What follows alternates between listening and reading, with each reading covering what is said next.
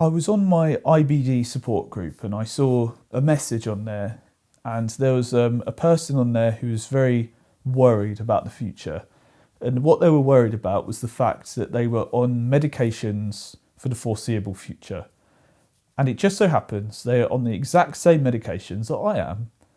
And they're the same struggles that I've had, the same worries I've had. And I just thought I'd share that right now because obviously other people feel the same way I do. So I'm on an 8-week IV, and it's an old chemotherapy drug. It's called infliximab. They found out it wasn't very effective for cancer, but it was good for reducing inflammation in the gut. I'm also on a drug called azathioprine, and it's a drug that is not just used for bowel disease, but it's also used for organ transplants. So your body doesn't fight off the new organ that you've had put in your body. And, you know, when I was first put on these drugs, you look at the side effects, and the side effects could be like damage to the liver, just detrimental effect to your health. My nurse had told me that we like to put you on azathioprine for a maximum of 5 years, and then you have to come off of it. Like, that's the maximum. Otherwise, you could, have some like organ damage, like long-term damage. Both the drugs together can cause damage to your liver. Who knows, in other ways they could be damaging me. But at the same time, they're protecting me right now. And it makes you think, like, are you treating the symptom and using this medication to mask something that you could otherwise fix in a different way, but we're not sure how to fix it yet? And it's a bit of a weird thing to be told, like, what you've got is incurable, and here's some drugs, and you're just going to be on these drugs forever. And I could see why he was worried about it. I mean, I was worried about it, and it just, at some point, it just becomes part of your normality. Well, for me anyway, and I just sort of stopped thinking about it. But it's one of those things where I do think, like, it's, I want to figure out a way to be drug-free, but I haven't taken that step yet. For a long time, I was on a drug called mesalazine, which otherwise known as Pentasa here. Or that was the brand that had supplied it to me, Pentasa. And that's kind of like you're taking ibuprofen every day, but it's just like this slow release, so it would release in your gut and target that area specifically. And I sort of done some research. I found, like, as long as you're drinking plenty of water, you're hydrated, it doesn't really seem like it'd be much of an issue long term. Or there was like studies showing it's not that detrimental long term compared to other drugs. But my nurse told me, she was like, imagine there's like this chart, and down here is like like very safe, and up here is intense, like quite strong. Pentasa's down here. And this was a medication I'd been taking for, at the time, 7 years daily. I think I've only ever missed like one day, so I took it religiously. And then up here is the medications I'm now on. And she was like, now you're up here, there is no point in taking what's down here. Like, and I just stopped taking it because she said, there's no point. You're up here now. What you're on is this strong. What you were on is down here, so gone. And that in itself kind of worried me. Because, now I'm on drugs that get injected into my veins, It's a whole nother level. But it keeps me from suffering right now. Right now, it keeps me from suffering. I won't say it's fixed me, obviously, because who knows, if I was to just stop turning up to my IVs and stop taking medications, would I flare? Would my symptoms return? My nurse is convinced 100% yes. She was like, as soon as you stop taking it, you'll probably flare within 6 months. And, that's one way to instill fear in you. So you've got these two things in your mind. You've got medication, long-term side effects. You've got, if you come off of it, you've been told you will flare. So it's like, well, right now I will take the medication and worry about the long-term side effects. And then at some point, then what? At some point, are my organs damaged? And I'm like, I can't be on this. And now I have to have this. And then do I go on a different drug that continues to cause side effects? And maybe at some point, that won't be an option. And all I have is this option. And then what? Do I just have my bowel removed? Do I just die? I don't know.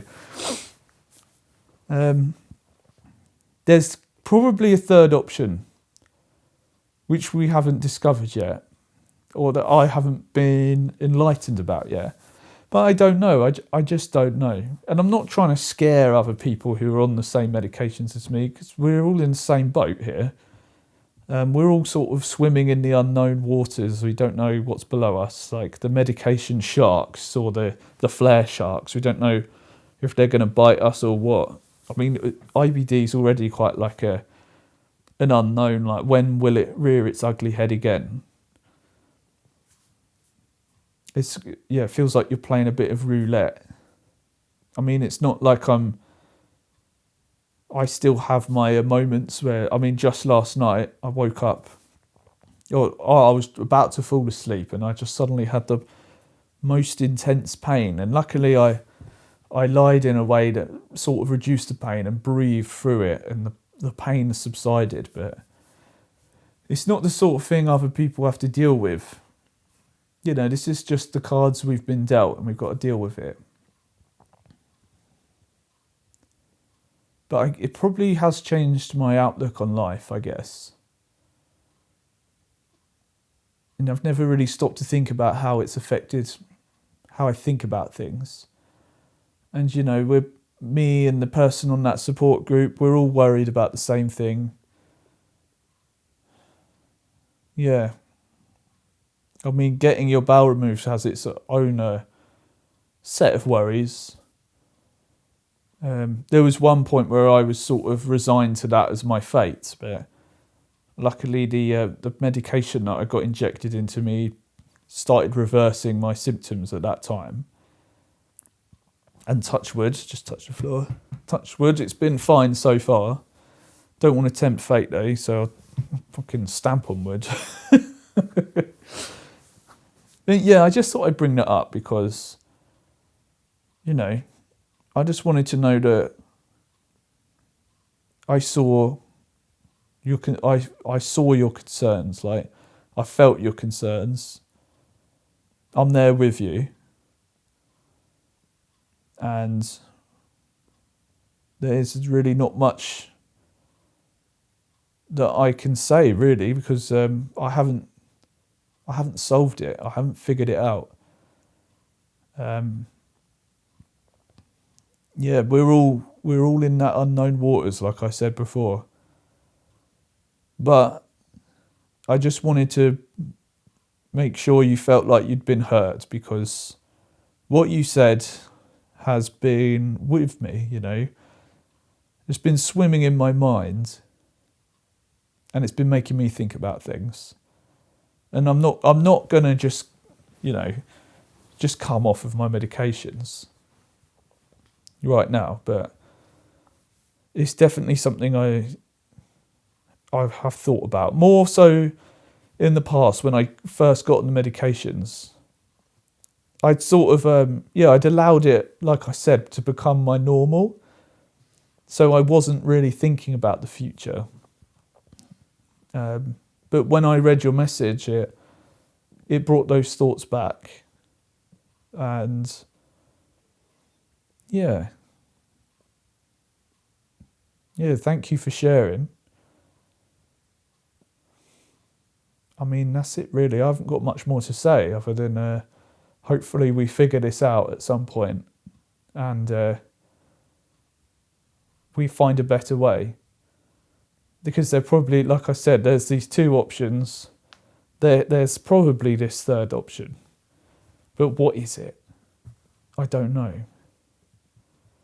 And I guess I'm just thankful, like, I'm here in the UK and I've got the NHS.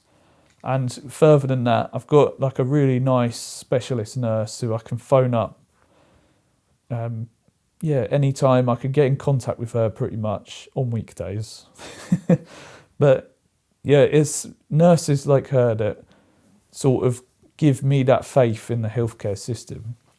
That, you know, even though she doesn't have the answers, she, you know, I can tell that, you know, she really tries and she really cares about what she does, and she will give me the time of the day to talk to me and hear out my worries, no matter how stupid they are. There's so many times I've phoned up and I've been like, this is my weird thought today, I'm worried, will you help me? And she's like, hears me out. Usually it ends in, can you give me a stool sample? You're like, because she wants to know the numbers, like, are you inflamed inside right now? Maybe you need a blood test, I don't know, let's investigate. But, you know, she hears me out, and yeah, it's nurses like her that make the whole healthcare system worth it, you know. And on top of me wanting to just say, like, I heard you and I wanted to acknowledge that I'm there with you, is the fact that I want to acknowledge the hard work of my specialist nurse and the team that have helped me at the hospital, because, you know, without them and people like them, things might have gone very differently for me. And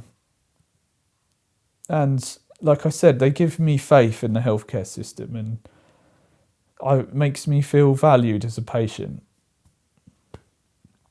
And, you know, I wish everyone had teams like that they could talk to. And I tell you what, it makes me wish I was part of that team. Maybe one day I can contribute in any way that I can. You know, I'm not medically trained, but maybe I can help out and make some content for them, or do something. I don't know. Yeah, somehow give back. Trying to work on that. We've been thinking about setting up a local community space for IBD patients. And my nurse is very excited about the idea, but it's just she's just so busy, and people are always off sick in her team that we've been unable to progress it so far. But it's definitely something, you know, I do want to do something with the team and give back and set something up.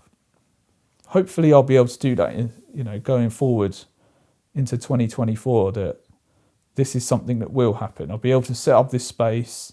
I want to talk to patients. I want to share their stories. It's something towards the end of 23,